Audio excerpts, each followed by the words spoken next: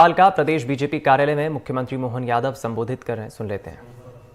प्रदेश के पूर्व मंत्री हैं और बहुत वरिष्ठ नेता हैं। सत्ता मार्गदर्शन करने के लिए इस अवसर पर ही मौजूद हमारे छत्तीसगढ़ मंत्री श्रीमान अजय जामवाल जी हमारे साथ मौजूद है।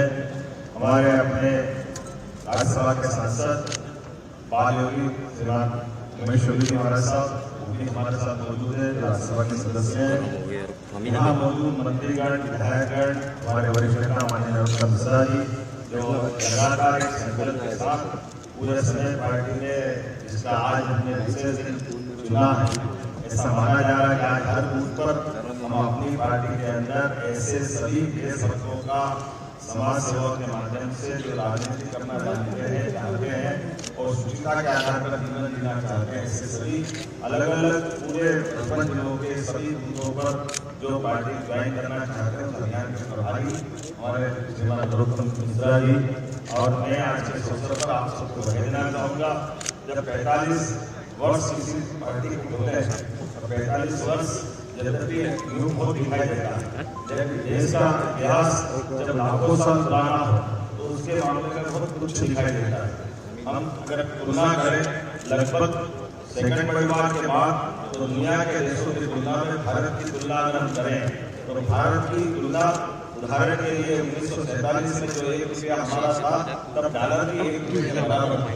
लेकिन दुर्भाग्य के साथ कांग्रेस ने सत्ता के सूत्र अपने हाथ में लेते हुए देश को दुरावस्था में डाला और उसके बराबर कई सारे देश कब से लगातार आगे बढ़ते हुए कहां से कहां पहुंचे। मुझे इस बात की प्रसन्नता है कि प्रधानमंत्री श्रीमान नरेंद्र मोदी जी और उनके पूर्ववर्ती हमारे अपने प्रधानमंत्री भारत रत्न स्वर्गीय अटल बिहारी वाजपेयी जब दिल्ली में सरकार बनाई, सरकार के माध्यम से सभी वर्गों का कल्याण करने के लिए जो काम किए गए, मुझे प्रसन्नता है कि गाँव के अंदर प्रधानमंत्री सड़क देने की सौगात अगर किसी से दी है तो स्वर्गीय भारत रत्न अटल बिहारी वाजपेयी जी के समय से दी है। हमारा यूएस से लेकर के सभी क्षेत्रों में सम्मान बढ़ा है।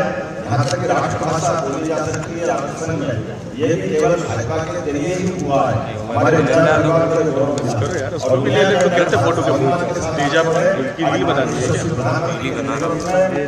के सामने बहुत से देश है जिनके आपस में प्रतिभा होगी, लेकिन सबके बीच में आशा की एक किरण दिखाई देती है। वो किरण हमारे यशस्वी प्रधानमंत्री श्रीमान नरेंद्र मोदी के नेतृत्व में दिखाई देती है। कदम कदम पर एक नहीं कई उदाहरण हमारे सामने आए हैं। रूस यूक्रेन युद्ध में 20,000 से ज्यादा विद्यार्थियों को बचा करके लाना ये कोई कम बड़ी बात नहीं।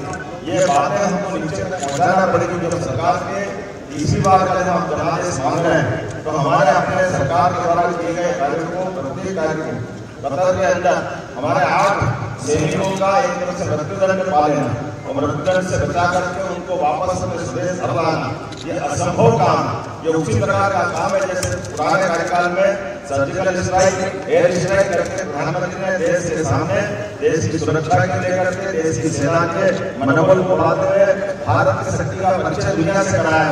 मुझे इस बात की प्रसन्नता है यशस्वी भारत जिस प्रकार से प्रधानमंत्री के नेतृत्व में भारत की नीतियां अब दुनिया के सामने आ रही। दुनिया के बहुत से बड़े देश जो भारत के साथ कदम से कदम मिलाकर चलना ही चाहते हैं।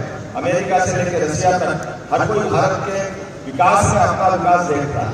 यहाँ तक कि चाइना जैसा देश भी आज की स्थिति में भारत की तरफ देख रहा है। मैं आज इस अवसर पर चूंकि जनादेश का मसला है और हमने अपनी सरकार के 3 महीने के कार्यकाल के अंदर 3.5 माह बजट माना जा सकता है के बाद, लेकिन जिस प्रकार से हमने काम किए हैं पहले दिन से लगाकर हमने युवाओं के लिए एक्सीलेंस कॉलेज देने की बात कही है। नई शिक्षा नीति के बलबूते पर हमने अकाली कांग्रेस का घोषणापत्र देखा और उन्होंने कहा कि हम शिक्षा नीति का संशोधन करें। आप बताइए जिस कांग्रेस के सिर पे ये पाप है कि भगवान राम, भगवान कृष्ण और हमारा गौरवशाली सांस्कृतिक इतिहास का जो अतीत इतना गौरवशाली है, कांग्रेस ने वो सारे पाठ्यक्रम समाप्त कर दिए। भगवान राम के जीवन के, माता सीता के संबंध के, भगवान कृष्ण और गीता से संबंध के सारे पाठ्यक्रम जिसने समाप्त कर दिए, कांग्रेस बेशर्मी से लिख करके दे रही और दूसरी बात जनादेश की बात कर रही कि हम ये संशोधित करें। आप भगवान राम और भगवान कृष्ण के पाठ को हटाने की हिम्मत करो। आपकी ये जो भावना है जनता कभी माफ नहीं करेगी।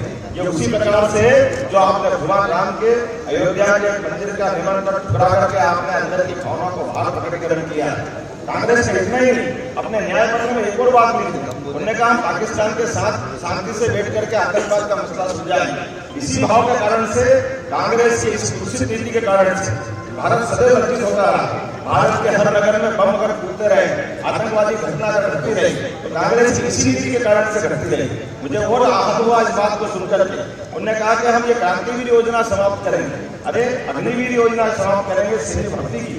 देश की आबादी 142 करोड़ की और हमारी अपनी सैन्य क्षमता चाहे जल सेना हो, थल सेना हो या वायु सेना हो, तीनों की क्षमता मिलाकर केवल 13.5 लाख की। ऐसे में हमारी सेना को ताजा दम रखने के लिए इनकी आयु सीमाओं का आधार भी और पूरे देश में एक तरह से हमारी सैनिक शिक्षा का भी धीरे धीरे प्रकटीकरण कैसे जाए, नीचे देश में ये लाभ कैसे उठाए, इतनी पवित्र योजना को भी लेकर के इनके मन में भाव है कि हम इसको खत्म करें। आप जनता इसको जवाब देगी। मुझे इस बात की प्रसन्नता है, यशस्वी प्रधानमंत्री के नेतृत्व में लगातार एक के बाद एक युवाओं के लिए लगातार हमने अच्छे कदम उठाए। जैसे डिजी लॉकर से लगा करके हमारे सारे कॉलेज के बच्चे अपने कोई भी दस्तावेज को लेकर के बाहर घूमने की जरूरत नहीं, डिजी लॉकर के माध्यम से उनके दस्तावेजों का भी सुरक्षित करने का प्रयास किया है। किसानों को लेकर के हमने काम किया है। नदी जोड़ो अभियान, खास करके बुंदेलखंड के क्षेत्र में जैन बेतवा नदी का बहुत पुराना नदी जोड़ो अभियान माननीय प्रधानमंत्री अटल बिहारी वाजपेयी जी के समय से सपना था, जिसको माननीय यशस्वी प्रधानमंत्री के नेतृत्व में हम पूरा कर रहे हैं। ये बहुत बड़ा अभियान है, इसके माध्यम से खजुराहो सहित पूरे क्षेत्र में पूरा जल आवासी का उत्तर प्रदेश मध्य प्रदेश दोनों के बुंदेलखंड के लोग इसका लाभ लेंगे। इसी प्रकार से पश्चिमी मध्य प्रदेश में राजस्थान के साथ जुड़ करके हमने काली सिंध, पार्वती और चंबल योजना, ये योजना के माध्यम से 35,000 करोड़ के हमारे यहाँ काम होंगे और 35,000 करोड़ के काम राजस्थान सरकार करेगी, जिसके माध्यम से हमारा पूरा मालवा और चंबल का बेल्ट, जिसमें गुना, शिवपुरी, ग्वालियर से लगा करके आगे आते हुए हम सीधे मालवा तक चले जाएंगे। यहाँ तक कि इंदौर और उज्जैन की पेयजल की और सिंचाई की क्षमता में भी वृद्धि होगी। ये पहले हो सकता था, लेकिन कांग्रेस की इच्छा शक्ति नहीं। कांग्रेस कभी किसानों का भला करने की बात नहीं करती। किसानों की सम्मान निधि अगर देने का काम माननीय प्रधानमंत्री ने कहा है, तो हमारे यहाँ पूर्व की सभी योजनाओं को लागू रखते हुए लाडली लक्ष्मी योजना से लेकर सभी योजनाओं को हमारी सरकार एक बार चालू कर रही है। इसी कारण से 5 तारीख को हमने अपनी लाडली बहनों की जो राशि देने की बात कही थी वो हमने लागू की। अभी कांग्रेस के नेता कह रहे हैं कि लाडली लक्ष्मी योजना आखिरी है। तुम कहते रहिए, सरकार बार बार बनती रहेगी और हम जनता के कल्याण के काम इस प्रकार से करते रहेंगे। एक नहीं, दो नहीं, ऐसे लगातार कई कामों के उदाहरण आपके सबके सामने है। सुप्रीम कोर्ट का निर्णय है, खुले में मांस मदिरा कैसे बिक सकती, इसका बंधन होना ही चाहिए। ये क्यों नहीं बंधन कर सकते? हमने उस पर निर्णय किया कि ये नहीं चलेगा। इसी प्रकार से सुप्रीम कोर्ट के जो निर्णय रहे, हमने सबने देखा है कि सरकार चलाने में सरकार की संवेदनशीलता होना चाहिए, पारदर्शिता होना चाहिए, जवाबदेही होना चाहिए। और ये सरकार गरीबों की सरकार है, गरीबों के साथ किसान, युवा, महिला सभी के मान सम्मान की सरकार है। आपने देखा सरकारी स्तर पर भी अगर कोई बदतमीजी होती है, सरकार वो बर्दाश्त नहीं करेगी। हमारे फैसले अपने आप में दिखते हैं, जो हमने अपने चयनकर्ताओं के माध्यम से भी देखे होंगे। हम कभी कल्पना कर सकते हैं कोई संत, हमारे मध्य प्रदेश के संत जो अनुसूचित जाति वर्ग का भी नेतृत्व करते हैं, लेकिन संत तो सभी के लिए होते हैं, लेकिन उनका मान सम्मान कांग्रेस ने आज तक नहीं दिया। मुझे इस बात की प्रसन्नता है कि पहली बार संत समाज से भी राज्यसभा में देने का मौका आया, तो हमने अपने बालदेव जी को राज्यसभा में भी पहुंचाया और इसके माध्यम से बड़ा संदेश देने का प्रयास किया कि संत के लिए कोई जाति नहीं होती और संत के लिए इसी प्रकार की भावना होती है जैसे आदिवासियों के लिए भाजपा की निर्णय रहा है। हमने कहा कि पहली बार राष्ट्रपति जैसे महत्वपूर्ण पद पर भी अगर राष्ट्रपति बहन द्रौपदी मुर्मू बनी है, तो केवल एकमात्र कारण भाजपा की सरकार है और हमारे यशस्वी नेतृत्व ने निर्णय किया कि राष्ट्रपति परिवार से राष्ट्रपति के पद का पद गौरवान्वित करने वाला परिवार पद है। ऐसे में आदिवासी भाई बहन को क्यों मौका नहीं मिलना चाहिए?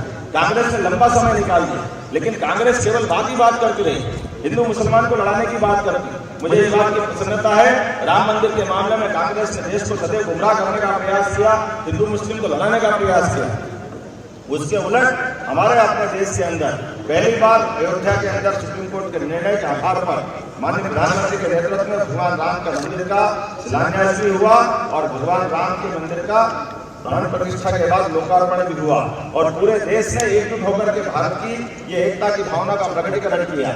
एक नहीं, दो नहीं, लंबी ऐसी मालिका कई सारी बात कर सकते हैं, लेकिन चुनाव की बेला में हम पहुंच गए और लगातार आप देख रहे हो कांग्रेस मैदान छोड़ रही है। कांग्रेस ने कल खजुराहो में मौका छोड़ा और उन्हें अपने को लगा कि आसन्न हार को देखते हुए अपने बदले में समाजवादी पार्टी को मौका दिया। समाजवादी पार्टी को भी मौका नहीं मिला, उनको लगा कि हार का ठिकरा कौन फोड़े, तो उसके बदले में उन्होंने दूसरा प्रत्याशी, पहली बार एक प्रत्याशी, दूसरे दिन दूसरा प्रत्याशी, और जिस प्रत्याशी को लेकर के भी आया तो प्रत्याशी का फॉर्म जानबूझकर खाली छोड़ दिया और अपने गलती को बताने के लिए सबके बीच में आ रहे हैं। कितनी सरल बात है, आप समझ सकते हो।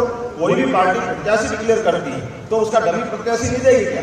उसका डमी तो आना ही चाहिए। कोई एक फॉर्म का सेट भरेगा, दूसरा फॉर्म क्यों सेट नहीं भर रहा? हस्ताक्षर करने के लिए जिलाधिकारी कह रहे हैं कि आप दूसरे फॉर्म पे, पहले फॉर्म पे आपके हस्ताक्षर नहीं है, आप जमा करिए। अब हस्ताक्षर तो आप ही को करना होगा और हस्ताक्षर करें।